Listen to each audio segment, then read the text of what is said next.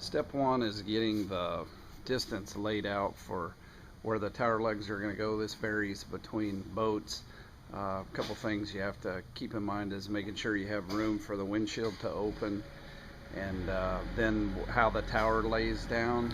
Monster has a lot of information on their website that shows different installations and about how far the front and rear legs can spread out.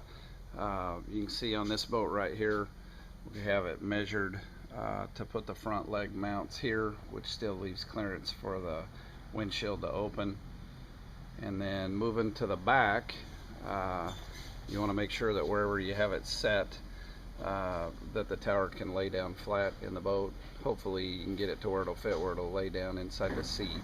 Once you drill the holes in the fiberglass here, it's a good idea to put a piece of tape over the fiberglass where you're going to drill through. It'll keep the glass from chipping.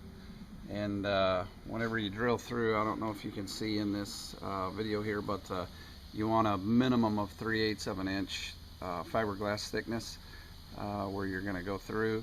This particular boat was thin, probably a little bit hard to see, but we've actually gone in and reinforced the inside of this one to ensure adequate thickness to meet that minimum 3/8 specification. So some of them accessibility is difficult, but you always want to make sure that you have 3/8 of an inch minimum, which I would say we only run into probably maybe 10% of the boats that actually require this, but this is one of the few.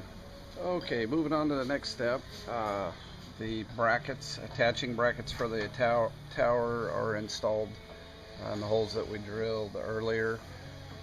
These have the little rubber washers. You keep in mind whenever you get this thing tight, it has to be able to flex a little bit, so that's the black rubber spacer that's under the bracket. Next step, what we found easiest is when you pre-assemble the tower, you just tighten it enough so it doesn't flop around, and we typically hang it like you can see here with a rope and then lower it down.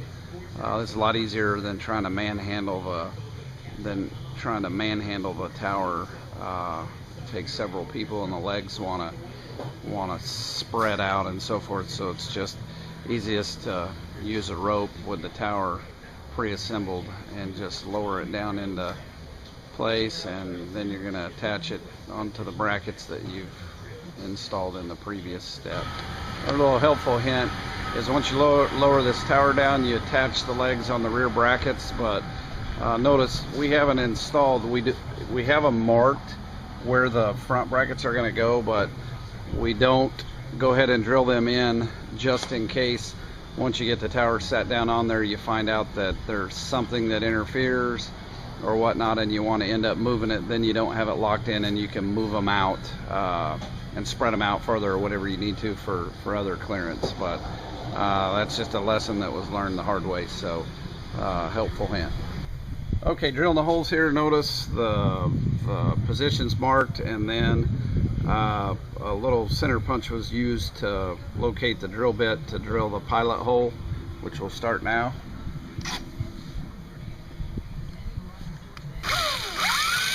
I don't know if you can see it in the video, but the drill bit is running in reverse direction.